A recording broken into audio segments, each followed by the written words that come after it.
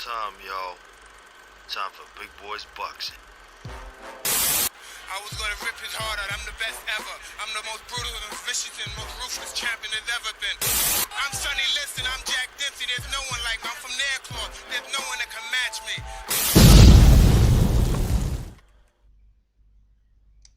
What up, team?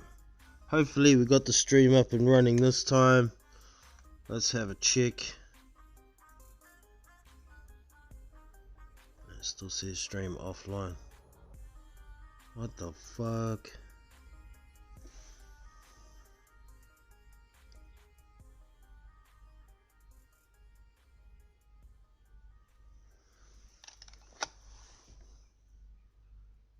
Man, so got some technical issues today. Hopefully I can sort this out. Hey, looks like it's running now. Sound check. Hey, looks it is working now. Sweet. Alright, team. So, over the weekend we had a few heavyweight dust-ups. We had Fabio Wardley looking pretty sharp and impressive, beating Simon Vallely in 3 rounds. Man, Vallely just had no speed compared to Wardley. Wardley's reactions were good. He's looking for his opportunities. He looks calm, collected. He looks the goods so far in his professional career, but he's only very early on in his career. He hasn't faced anybody of any note as yet, but he's still obtained the English title as heavyweight. So congratulations to Fabio Wardley, and I'm looking forward to seeing more and more of him. That's for sure. He's under the management of Dillian White, and yeah, he's getting matched along slowly. He has no amateur experience, so he's actually looking really good for somebody who doesn't have any amateur background whatsoever. So yeah, I'm just looking forward to seeing how far the dude can go. I'm about to drop a link in the chat for anybody who might like to jump on and have a bit of a yarn. Just give me a second here. Adam Fahey in the house. What's up? Yo, yo. We also had some prospects, Ukrainian prospects in action over the weekend. And to be honest, considering the opposition they were facing, none of them looked very good. None of them looked very good whatsoever. I was quite disappointed. And in just a moment, there's a link for anybody who might like to jump on and have a yarn. I'll pin that to the top so it doesn't disappear. There we go. We also had Vladislav Serenko in action. He was against a guy, what was his name? Pavlov Krylenko, I think was his name. And he almost got dropped in the first round. This Krylenko guy is a short fat guy who threw pretty much nothing but an overhand right all night. And I'm about to show you down in the box, down to the right of the screen there, the poignant point in the fight. Well, the fight actually went 3 rounds, and then it looked like Krylenko, he blocked a shot on his wrist, and it looked like he busted an arm or something, but at the same time he was slowing down and maybe looking for a bit of a way out of the fight. So I'm about to show you what happened in the first round. Just a moment. Here we go. Check this out. This is the end of the slow-mo, right? Now here it comes. Boom! Caught him with a short right hook and it nearly fucking put him down. Look how short it was, and it wasn't even a real hard shot. Vladislav Tsarenko may not have a very good chin. But, let's have a quick, doesn't look like the chat's working on the screen here. See if I can quickly fix that. Just give me a sec here. Chat box. There we go. Now it's working. Yeah, Vladislav Tsarenko copped the shot by a guy who's well outside the top 100.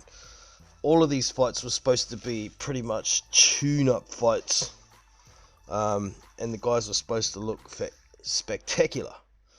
None of them did, I tell you.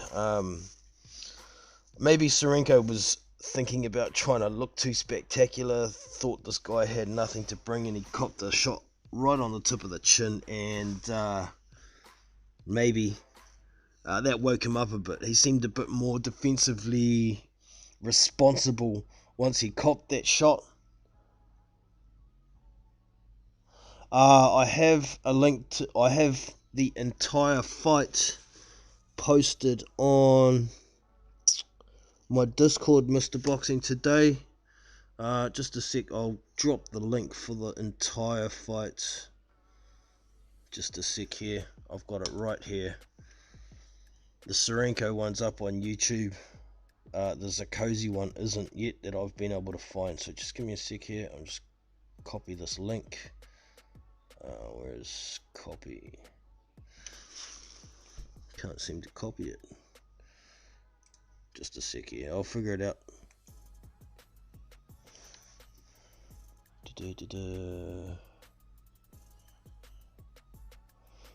Yeah, it was a rather funny ending. The ref, like Krylenko, when he hurt his wrist at the end of the third round, he there's copy link. He screamed out in pain and turned his back, and the ref kind of called time and let him have a break. But then he gave him an 8 count after that. There is the link to the entire fight, Mr. Boxing Today. Oh, you just found it anyway. Okay, well, there's the link anyway. But, yeah, I don't see anything too special in Tsarenko, to be honest. He's a solid guy. He comes forward, he probes with a lot of jabs and a lot of light right hands, trying to open up some opportunities for himself to throw punches. And when he does throw solid punches, he throws to the body and he throws to the head. But, you know, he's not extremely fast. He doesn't have extremely fast feet. You know, I've heard a few sparring stories. Actually, I'm going to give this guy 5 seconds of fame. King Slender. Just let me get this up on the screen. I jumped over onto Boxing Squared's channel just after the fight and checked out his post-fight thoughts, right? And dropped a quick comment before I'd even seen the fights. But here we go. Here it is, right? My comment was broken wrist for Krylenko, maybe. Judging by what I saw, it seemed like there was either a broken wrist or the dude was looking for a way out, right? But I thought Tsarenko was possibly too cocky, so I said so. And I said Usyk's prospects seem just not that good, judging by their performances on that card. And King Slender comes up with Tsarenko was beating up Triple D in Povetkin's training camp and gave Joe Joyce all he could handle when they were when they were in the ring and tested each other. He would hurt guys badly if he's on point and had Bashir with him. Okay, well, just the point of my comment was he wasn't on point, was he? And he didn't have Bashir with him. But sparring stories are just that, sparring stories. Unless you were there and saw it with your own eyes, they're just a story. And sparring is sparring anyway. You're there to learn shit. You're not there to have an actual fight on the day, are you? So anyway, moving on to the rest of his comment. Claiming these guys are not good, well, that's a misquote in the first place. I said, it seems U6 prospects just aren't that good. I didn't say they aren't good. And being a Parker fanboy isn't going to go far because Serenko would mug Parker if or when they meet. Well, that's an opinion, right? And I missed a bit, sorry. And how am I a Parker fanboy, by the way? I've said plenty of times I don't think Parker has enough aggression, doesn't have enough dog in him. I mean, I'll carry on here. Serenko will beat Parker if and when they met. Well, that's an opinion. So I can't say he's not good. Well, there you go again with the misquote. I said, it seems U6 prospects just aren't that good. I didn't say they aren't good. I said maybe they just aren't that good. And so I can't say, I'll tell you what, King Slender, I can say whatever the fuck I want. I've got an opinion, just like every other man, just like everyone's got an asshole.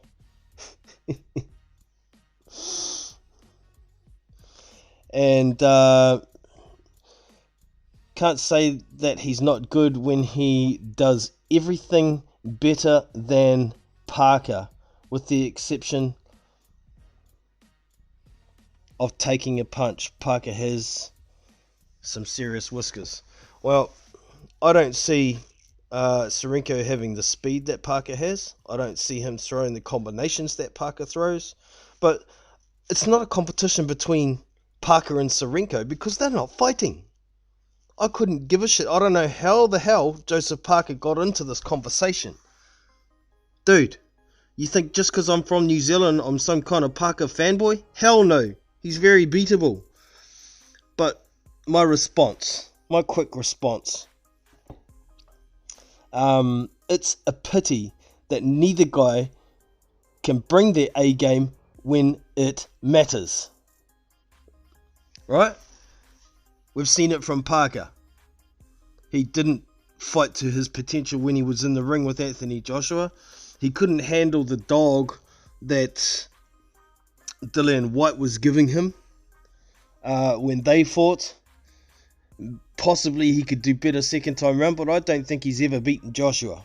No way. And there ain't a shit show in hell of him beating Tyson Fury, in my opinion.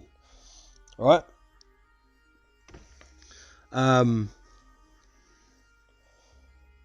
But yeah, a Joseph Parker fanboy would not say anything like that about Joseph Parker, now would they?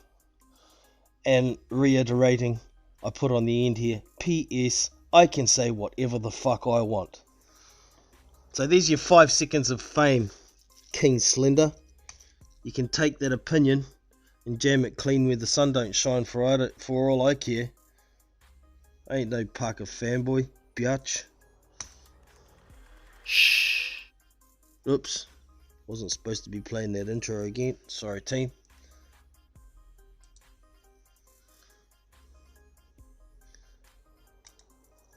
There we go.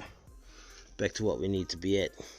Alright, so also on that card there was Alexander Jacozy. 6'9" monster. He's not really that thickly built though. He's really quite athletic. I haven't actually seen the fight yet, but I've read some commentary about it, and it seemed he laboured his way to a win over a nobody as well. There was also Victor Vickhurst was on that card as well, and he seemed to have his game together. He wanted to get a few rounds in and work on a few things and so on and so forth.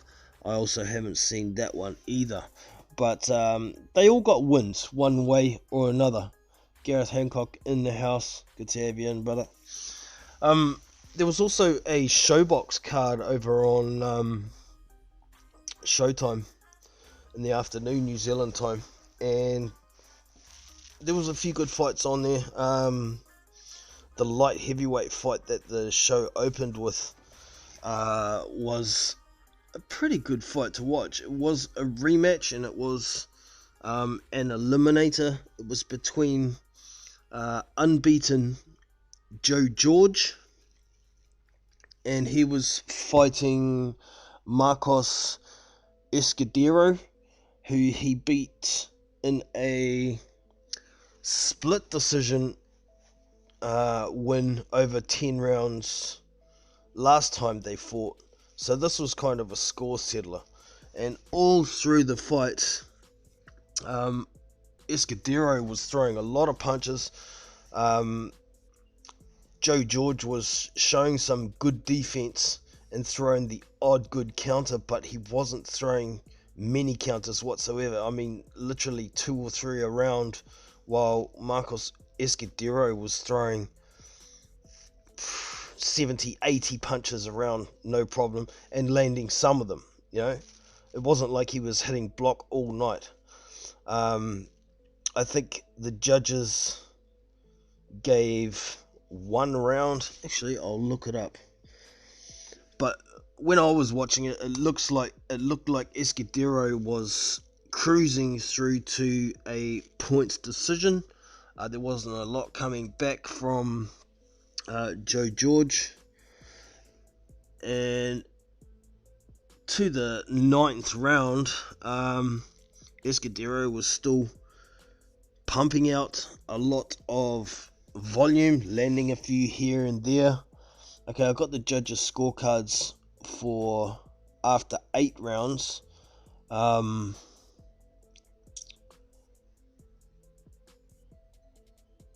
We had Joe George. No, this can't be right. Marcos Escudero. Okay, one judge had Escudero losing 73-79. I thought that was the other way around. I think that's a typo from Boxrick. The other 2 judges were 73-79 to Escudero, 75-77 Escudero. So I think that first score 79-73. They've got them around the wrong way.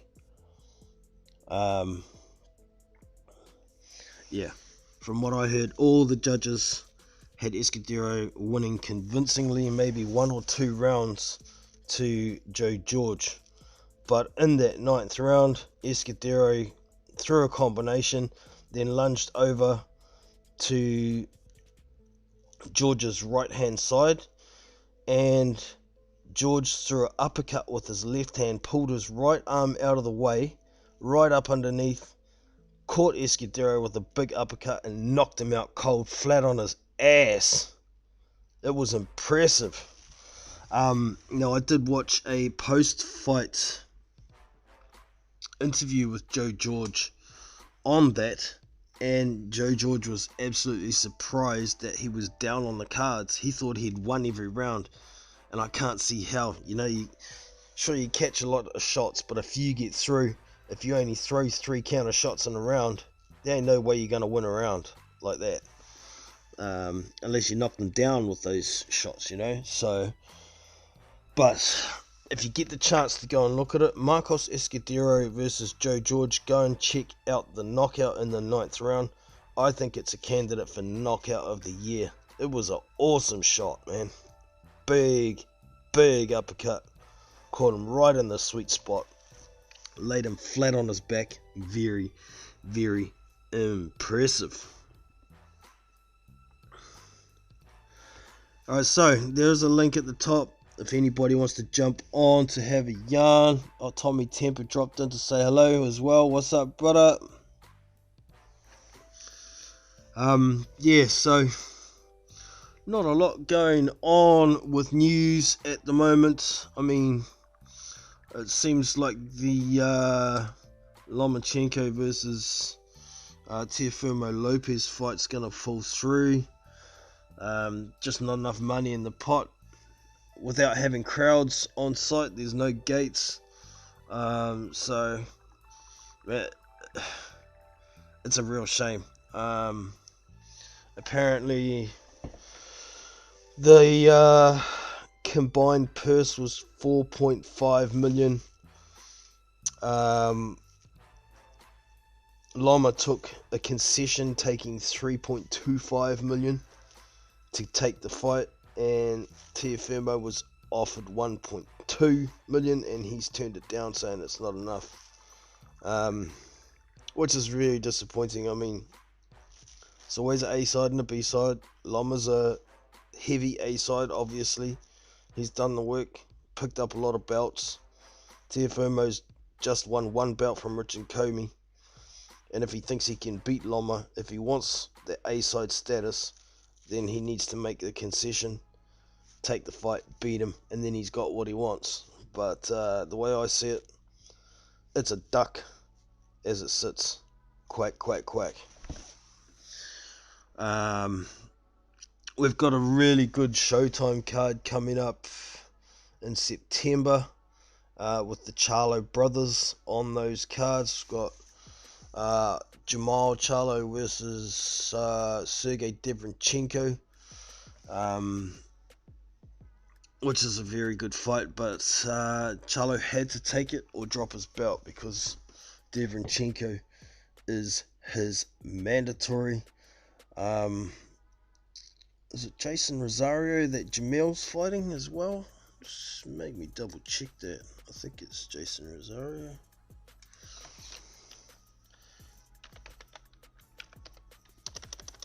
Jamil.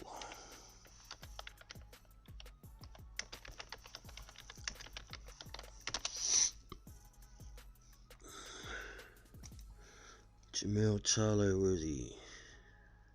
There he is. It is Jason Rosario. He's going to be fighting, which is also a great fight. There's some pretty juicy fights on that card as well. I mean, we've got, like I said, the two Charlo brothers, the two main event fights. We've also got Daniel Roman on that card fighting Emmanuel Rodriguez. Another great fight. We've got Mario Barrios. He's going to be fighting Ryan Carl. It's not too bad a fight. Ryan Carl's 18-2, whereas Barrios is 25-0. But that's still pretty juicy as well. Who else? We've got Diego Magdaleno on here, who's 32-3.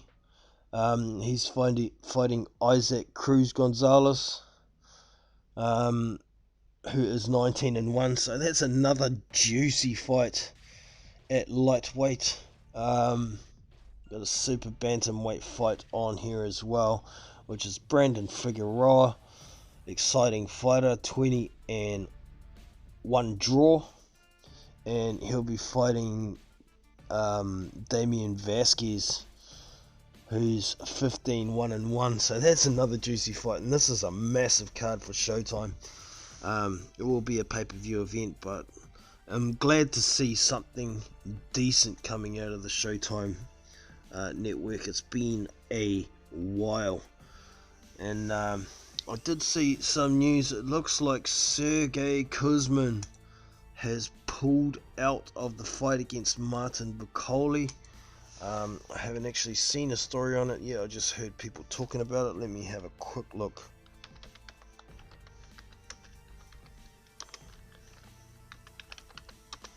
That's a real shame because I was looking forward to that fight as well. Fuck, I didn't jump into the chat. Better jump in there.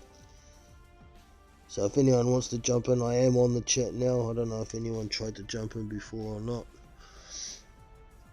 Apologies. Sergey Kuzmin.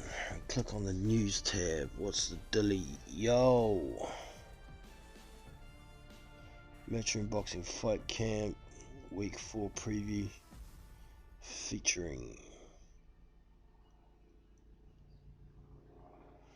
Well, that still says it's on, but I heard a story. Let's see what I can find on that.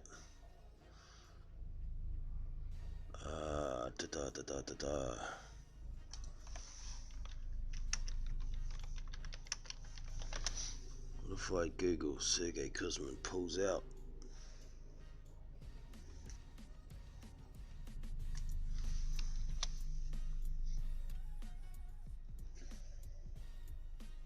No, man, I can't find anything on it as yet. I'll have to have a look at that later on.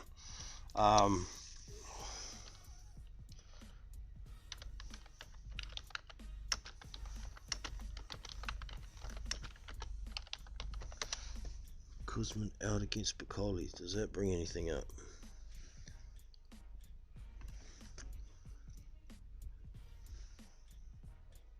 No, man, I can't find anything.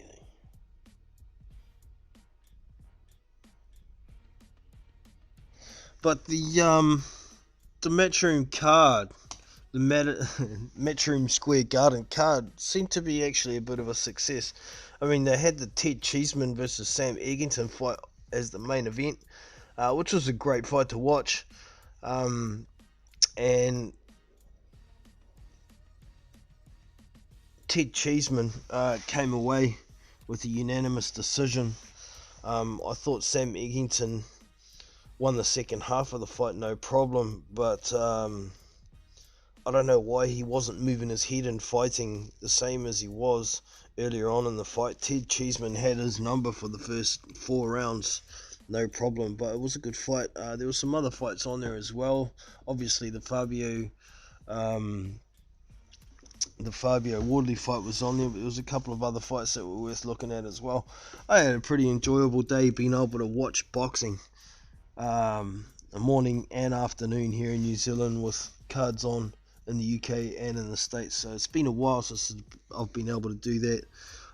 We've got 3 more weeks of Matchroom Square Garden cards coming up, and I'm looking forward to those as well.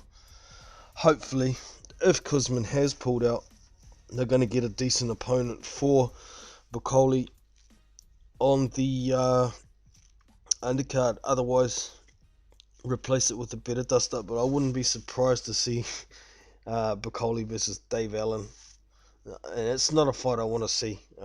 Dave Allen's already had his brain smashed around enough as it is. Maybe they should try and get Hughie Fury onto the card, see how that goes. But at the same token, there's not many people want to fight Hughie Fury unless they have to, because you're going to look bad against Fury no matter who you are, pretty much. Yeah, he's a tough guy to look good against. He's not easy to beat either. But who else could they get for Martin Bacoli? It has to be somebody, within Korea, the UK. He can't have a lot of trouble with bringing people in and quarantining for 2 weeks when there's only 3 weeks until the fight. So it has to be somebody who's basically trained up, close to ready to go, and basically living in the UK somewhere as well. I'm just trying to think off the top of my head. There's one. Put Lawrence Okoli in there as a heavyweight. Lawrence Okoli, Martin Bacoli. What a mouthful. Throw them in there. See if someone can take out the stinker. Well, there's another fight too. A stinker against a stinker. If you're going to get a stinker on one side of the fight, get the stinker on the other. Hughie Fury versus Martin Okoli. Or not Martin Okoli. What's his name? Lawrence Okoli and Huey Fury. That'll be a stinker of a fight. Let's get it. But anyways, it doesn't look like anybody is jumping on to join today. There's not a lot of news. I'll just have a quick look on Boxing Scene, see if anything news popped up before I start thinking about wrapping it up. Boxing Scene, what we got here?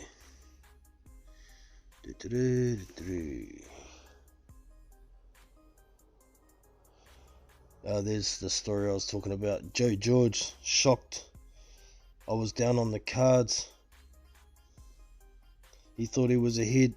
Thought he'd won every round. Man, defense alone ain't gonna win your fights.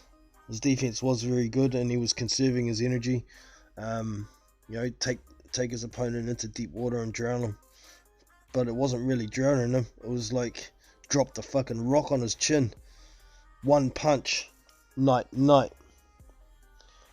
Roy Jones has been active. Don't know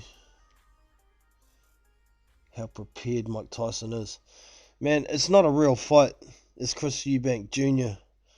Talking about Roy Jones and Mike Tyson. It's not a real fight. It's a fucking exhibition, man.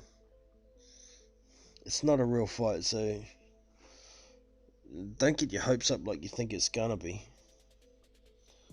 Stephen Felton, I'm ready for Angelo Leo. Oh, that was the other fight. Angelo Leo versus, what was his name? Marcus Bates, was it? Marcus Bates? Yeah. That was for a vacant title. What weight were they at? 122, I think. Marcus Bates was a last minute replacement because Stephen Felton tested positive for COVID-19, so Angelo Angolo ended up winning the fight against Marcus Bates quite convincingly in the end. It was a bit worrying at the very start because Bates was very elusive and was landing some good counter shots, but Angolo with his continuous pressure just brought it for the whole fight, and Bates couldn't keep up. The body shots that Angolo was throwing eventually got to Marcus, slowed him right down, and he couldn't counter as much, wasn't being as evasive towards the end of the fight. But Stephen Felton gets to fight Angelo Leo within 120 days according to the WBO, because he missed a shot, so he gets to fight Angelo Leo. That fight will be getting worked on to be made pretty much straight away. 120 days is only 4 months, so yeah, let's get it. What else have we got here? Not interested.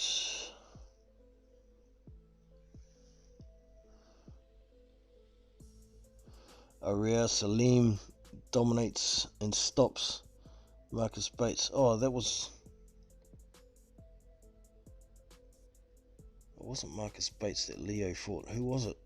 I can't remember.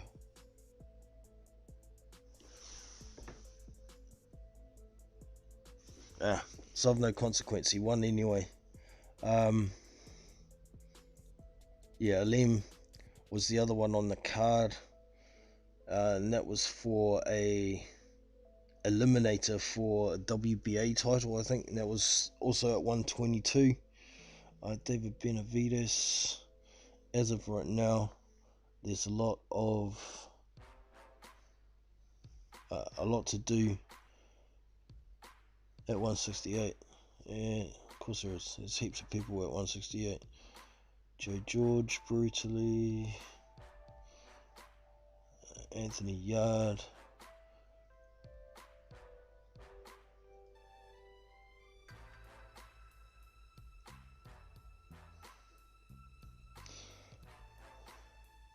Yeah, that was the other fight, the other light heavyweight fight on the Matchroom card was for the Longsdale belt. What what's his name? Lucas Arthur, is it? Won the belt, and they're talking about him possibly fighting Anthony Yard. Could be an interesting fight.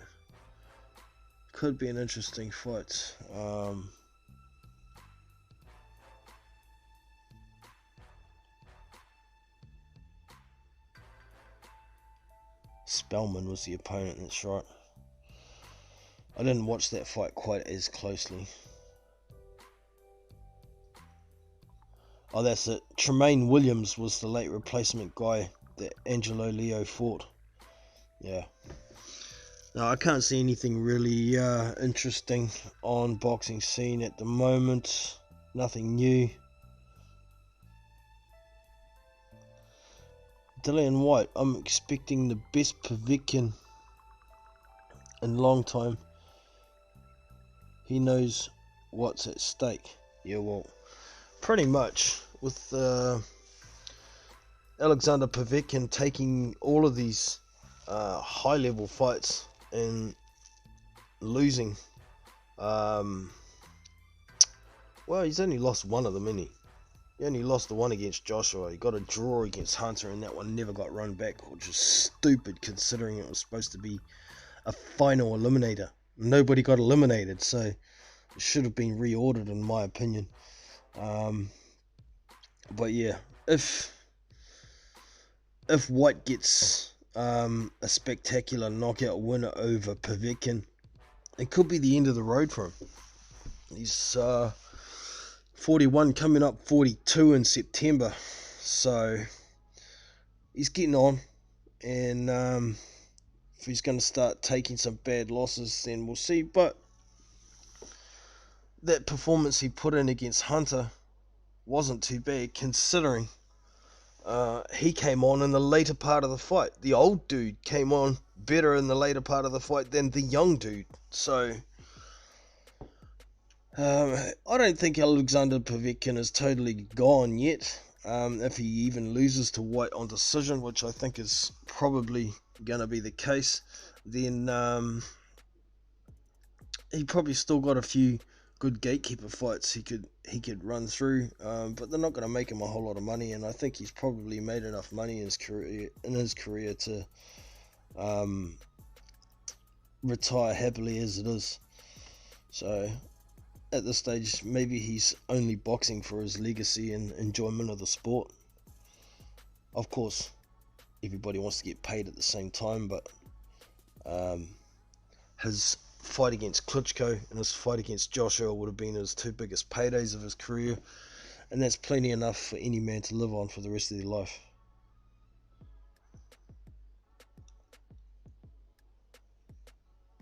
Sam Eggington. Yeah, I think they should have another rematch. I think Sam Eggington and Ted Cheeseman. This is a good fight, man. What do we got here? James Tennyson stops Gwyn. Oh yeah, that was a good knockout too. That was a big knockout. Game performance from Gwyn, but he was outclassed, outmatched, outpowered. Didn't really belong in the ring there with him, I thought. Okay, and that's about it for the new news. There's not a lot happening in boxing at the moment, but we're getting a few announcements here and there of decent fights coming and going, so that's what it is. And nobody's joining me, so that's about it from me today. I hope you enjoyed this little weekend review, and I'll catch you next time.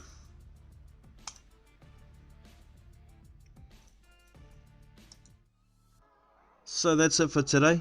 Appreciate y'all coming and checking out the Big Boys Boxing content. Don't forget to hit that thumbs up and subscribe. Also, if you want to get more involved, you can go to the Big Boys Boxing channel page, and over here on the top right there's this Discord icon here. If you click on that, it will take you to the Big Boys Boxing Discord server. This is it here, and these are the text channels here. The info is all about the channel and how to get involved. general chat. We all just talk about boxing, any subject, everybody's welcome. Live fight links, I drop links here that will take you to live fight events. I generally drop the link here 24 hours before the fight, so if you don't have a broadcast, you can come here and find a way to